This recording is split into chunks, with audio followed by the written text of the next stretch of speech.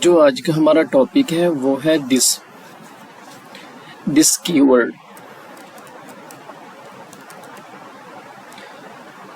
जो हमारे पास दिस कीवर्ड, ये जो जावास्क्रिप्ट में एक स्पेशल कीवर्ड है। क्या है? एक स्पेशल कीवर्ड है।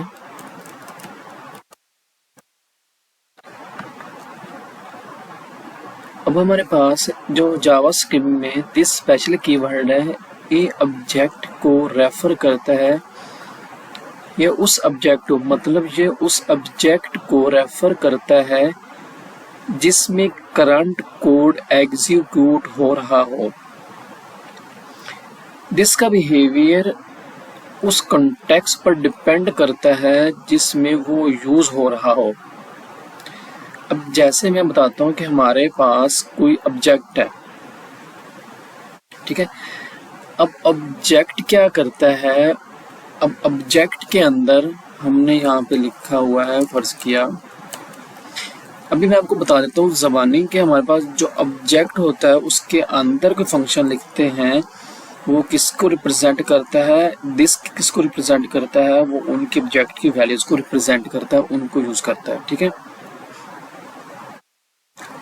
और यहाँ पे लिखा गया है in JavaScript this keyword refer to the object in belongs to. It can be used in various ways depend on the context in which it is used. अब बात मैंने जो पहले कही थी वो वही कह रहा है कि दिस कीवर्ड जावास्क्रिप्ट में एक स्पेशल कीवर्ड है जो उस ऑब्जेक्ट को रेफर करता है जिसमें करंट कोड एग्जीक्यूट हो रहा होता है।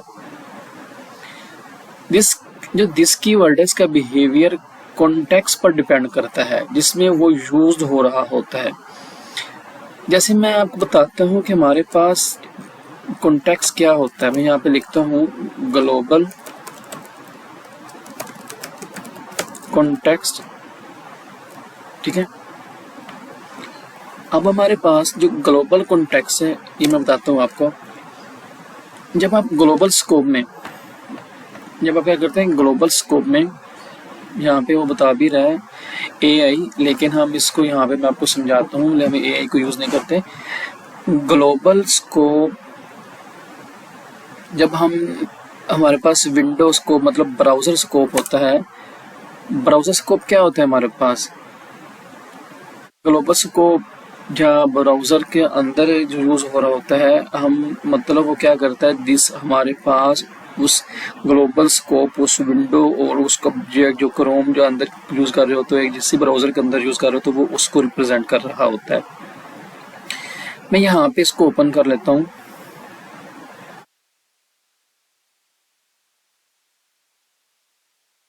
ठीक है। अब मैं यहाँ पे इसको लिखता हूँ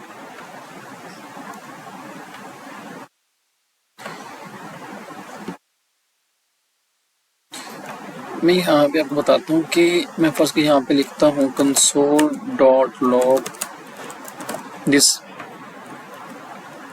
अब जो मैंने यहाँ पे लिखा है ये पूरी विंडो को क्या कर रहा है, रेफर कर रहा है। अब ये देखना किसको कर रहा है, पूरी विंडो को, ठीक है।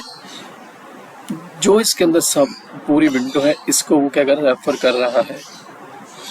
मतलब ये जो ग्लोबल कॉन्टेक्स्ट है, कॉन्टेक्स्ट वो होता है जहाँ पर चीज यूज हो रही होती है जिस एरिया में चीज यूज हो रही है उसको कॉन्टेक्स्ट बोलते हैं। मतलब जो एरिया है उस दिस का वो कॉन्टेक्स्ट है।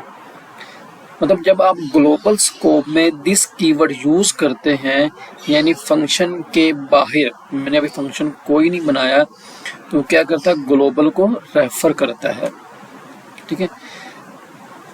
ब्राउजर इन्वायरमेंट, मतलब ब्राउजर इन्वायरमेंट में जैसे बताया दिस ग्लोबल ऑब्जेक्ट विंडो को रेफर करता है, मतलब किसको, ब्राउजर इन्वायरमेंट में।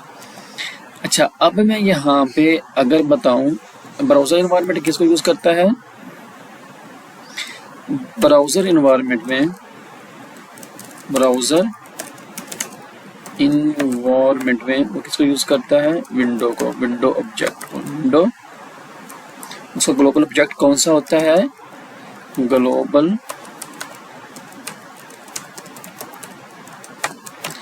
कौन सा होता है? विंडो। ब्राउजर एनवायरनमेंट में ग्लोबल ऑब्जेक्ट कौन सा होता है? विंडो, दिस का ग्लोबल ऑब्जेक्ट।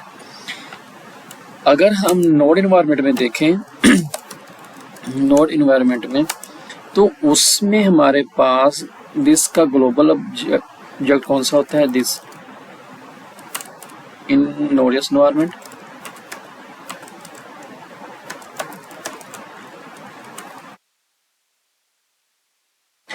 मैं यहाँ पे लिख देता हूँ ग्लोबल।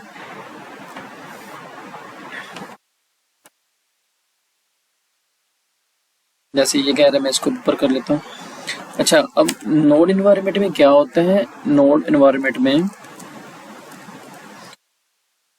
ग्लोबल ऑब्जेक्ट किसको रेफर करता है? ग्लोबल को। In node JS environment this refer to the global object.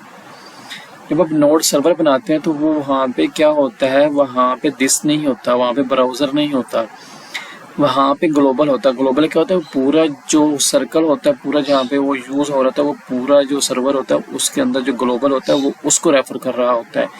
हम ग्लोबल के जरिए कहीं पे भी किसी चीज को एक्सेस कर सकते हैं पूरी उस सर्वर के विंडो के अंदर, उस सर्वर के पूरे कॉन्टेक्स्ट के अंदर। अब आपको समझ आए इस बात? कॉन्टेक्स्ट क्या होता है? जो हमारे पास पूरा एरिया होता है जहाँ पे चीजें यूज हो रही होती हैं, उसका पूरा पॉकेट, ऊपर वाला जो खोल होता है उसको कॉन्टेक्स्ट बोलते हैं। किस कॉन्टेक्स्ट के अंदर रहकर वो चीज यूज हो रही होती है। ठीक है। अच्छा, अब हम बताता हूँ नेक्स्ट हमारे पास जो है, मैं आपको एग्जाम्पल देता हूँ। नेक्स्ट हमारे पास क्या है? Function context. फंक्शन कॉन्टेक्स्ट में दिस का कैसे काम करता है? जब आप एक फंक्शन के अंदर दिस यूज करते हैं तो वो उस ऑब्जेक्ट को रेफर करता है जो फंक्शन को कॉल कर रहा होता है। अगर आप ग्लोबल फंक्शन को बनाएंगे, ग्लोबली कॉल करेंगे, तो वो किसको रेफर करेगा? वो विंडो को रेफर करेगा। अगर आप फंक्शन को किसी ऑब्जेक्ट के अंदर फंक्शन, जो किसी ऑब्जेक्ट के अंदर फंक्शन है उसको कॉल करेगा तो वो किसको रेफर कर रहा होगा? ऑब्जेक्ट को। Function context. अब मैं यहाँ पे लिखता हूँ फंक्शन शो, मैं यहाँ पे लिखता हूँ कंसोल दिस। अब मैं आपको बताता हूँ, एग्जाम्पल लिख देता हूँ। मैं यहाँ पे लिखूँ शो। अब हमारे पास ये क्या है? अब ग्लोबल ऑब्जेक्ट, मैं यहाँ पे इसको कमेंट कर लेता हूँ। हमारे पास ये वाला शो है, क्या है? यहाँ पे इसको, इस शो को मैं कॉल किया। अब यहाँ पे इसको करेगा विंडो को। ठीक है। अच्छा, अगर मैं यहाँ पे एक बनाता हूँ कॉस्ट ऑब्जेक्ट, ठीक है, is equal to name is equal to John. अच्छा, हम यहाँ पे शो क्या करते हैं? शो हम किसको कॉल कर लेते हैं? हम यहाँ पे फंक्शन कॉल कर लेते हैं, जो ऊपर यहाँ से हम इसको बंद कर देते हैं। यहाँ इसके समझ आ गई ना कि ये किसको? ग्लोबल ऑब्जेक्ट को, विंडो को एक्सेस कर रहा है, क्योंकि ये इसका कॉन्टेक्स्ट क्या है? इसका कॉन्टेक्स्ट विंडो है। ठीक है। अब यहाँ पे हम इसको देख लेते हैं। मैं यहाँ पे आपको दिखाता हूँ। मैं यहाँ पे करता हूँ console.log object.show। अच्छा, अब मैं यहाँ पे इसको करता हूँ। अब ये किसको रेफर करेगा? ऑब्जेक्ट को। ये देखा, अब उसने इसको रेफर किया। मैं यहाँ पे अगर लिखता हूँ दिस डॉट नेम, देखा उसने जॉन किया। अब इसका मतलब ये है, इसका कॉन्टेक्स्ट क्या है? इसका कॉन्टेक्स्ट ऑब्जेक्ट है। ठीक है। वो ऑब्जेक्ट के अंदर रहकर इसको एक्सेस कर रहा है। मतलब इसका जो हमारे पास कॉन्टेक्स्ट है वो ये वाला, यहाँ से यहाँ तक। और अगर हम इसको कमेंट कर देते हैं, हम इसको एक्सेस करते हैं, अब इसका जो हमारे पास कॉन्टेक्स्ट है वो क्या है? विंडो हो गया। अभी इसके बाद की समझ आ गई। अब नेक्स्ट हम चलते हैं। अब मैं एक और एग्जांपल देता हूँ। ऑब्जेक्ट कॉन्टेक्स्ट जो मैंने अभी आपको बता रहा था, उसको दोबारा समझा देता हूँ एक और एग्जांपल से।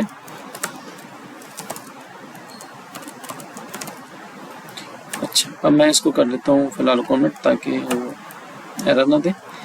अच्छा, मैं यहाँ पे एग्जांपल बनाता हूँ। Const person is equal to name Alice, मैं यहाँ पे लिख देता हूँ ग्रीट। अब मैं यहाँ पे एक फंक्शन बनाता हूँ, फंक्शन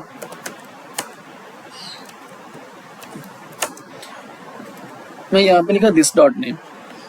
अब जब मैं यहाँ पे, अब इसका कॉन्टेक्स्ट क्या है, इसका कॉन्टेक्ट ये वाला ऑब्जेक्ट है, ये ज़हन में रखना है आपने। अब मैं यहाँ पे दिस पर्सन डॉट ग्रीट करता हूँ तो हमें ये क्या देगा, hello my name is Alice, ठीक है। अच्छा एक और चीज, अगर मैं यहाँ पे इसको कर देता हूँ खत्म और यहाँ मैं एरो फंक्शन बना देता हूँ। अच्छा अब आपने बताना है क्या हमें ये देगा कि नहीं देगा। अच्छा अब उसने hello my name is this is, अब उसने नहीं बताया कि दिस इज क्या है, अब उसको पता ही नहीं, अनडिफाइन है। अच्छा एक चीज, जो हमारे पास एरो फंक्शन में दिस का बिहेवियर जो होता है थोड़ा डिफरेंट होता है। एरो फंक्शन है वो उसका दिस का जो अपना सराउंडिंग लेक्सिकल स्कोप है होता है या उसे वो इनहेरिट करता है, वो आउट ऑफ ऑब्जेक्ट चला जाता है, ठीक है। मतलब आप एक ऐसा समझो कि जो एरो फंक्शन है उसका स्कोप ग्लोबल ऑब्जेक्ट को रेफर कर रहा होता है। मतलब जो एरो फंक्शन है वो ग्लोबल यहाँ से यहाँ तक ये इस पूरे को एक्सेस कर रहा होता है, जिसकी वजह से वो इसको एक्सेस नहीं देता। मतलब उसको पता ही नहीं है कि बाहर जो हमारे पास बाहर, उसको जब दिस डॉट नेम करेंगे तो बाहर से उसको कुछ मिलेगा ही नहीं। बाहर दिस डॉट नेम क्या है उसको पता ही नहीं, बाहर क्या है दिस डॉट नेम, विंडो के अंदर ब्राउजर के अंदर दिस डॉट नेम क्या है। लेकिन जब हम इसको ख़त्म करते हैं तो वो क्या करेगा, ठीक है। अब उसका जो लेक्सिकल स्कोप है वो हमारे पास ये वाला है। अब मैंने इसलिए एरो लिखा है ताकि आपको ये ज़हन में रहे कि जो हमारे पास एरो है उसका लेक्सिकल एनवायरनमेंट या उसका जो कॉन्टेक्स्ट एरिया होता है, कॉन्टेक्स्ट एनवायरनमेंट, वो कौन सा होता है, वो ग्लोबल होता है, उसका ऑब्जेक्ट नहीं होता, ठीक है। अच्छा अब मैं आपको एग्जांपल देता हूँ कंस्ट्रक्टर में इसका क्या काम है। कंस्ट्रक्टर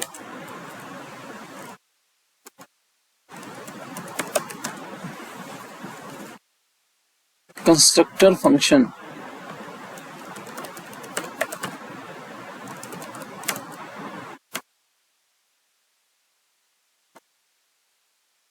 अच्छा मैं यहाँ पे इसको कर लेता हूँ कमेंट,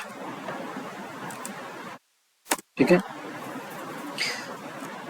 अच्छा मैं अब आपको एग्जांपल देता हूँ, उस एग्जांपल पहले लिख तो दिया लेकिन मैं इसको यहाँ से लिख लेता हूँ, फिर मैं आपको एक साथ बताता भी कैसे काम कर रहा है। पहले मैं आपको बता देता हूँ, जब दिस कंस्ट्रक्टर फंक्शन में किया जाता है या लगाया जाता है तो वो ऑब्जेक्ट को रेफर करता है, हम जिसके ज़रिए हम जो रेफर करते हैं उस कंस्ट्रक्टर के ज़रिए हम जो ऑब्जेक्ट क्रिएट करते हैं या हम कोई ऑब्जेक्ट बनाते हैं या वो उसको रेफर कर रहा होता है, ठीक है।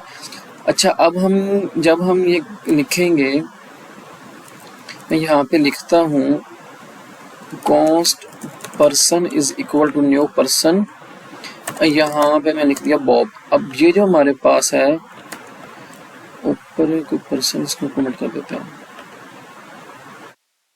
अब ये जो हमारे पास है पर्सन, ये जो हमारे पास बॉब ये पर्सन है, ये जो हमारे पास दिस है ये इसको रिप्रेजेंट कर रहा है।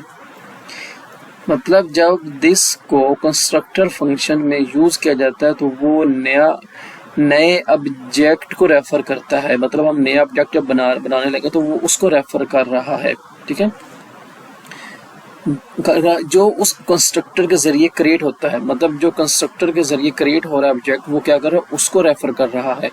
अब हमारे पास ये जो बन रहा है, ये नया ऑब्जेक्ट बन रहा है, तो वो किसको, इसको दे रहा है, ठीक है, दिस डॉट नेम। अब जब हम पर्सन को गेट करेंगे तो वो पर्सन के अंदर ये पर्सन का ऑब्जेक्ट बन रहा है, तो वो इसको इसलिए रिप्रेजेंट कर रहा है।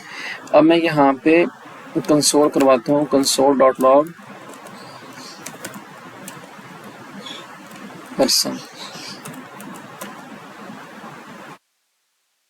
अच्छा अब आपने देखा कि हमने फंक्शन के जरिए एक बनाया, ऑब्जेक्ट बनाया, ठीक है।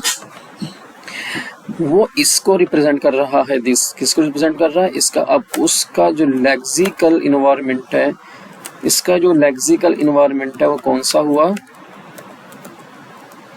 ये लेक्सिकल कॉन्टेक्स्ट इन्वायरमेंट कौन सा हुआ, ये फंक्शन, मतलब जो क्रिएट हो रहा है, ठीक है।